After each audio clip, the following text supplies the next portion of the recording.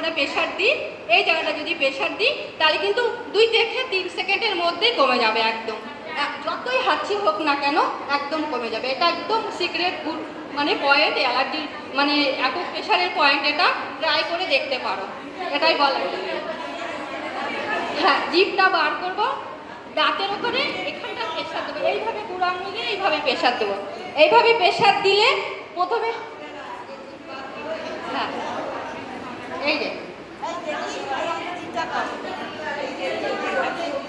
দেখাও দেখাও দেখাও দেখ করে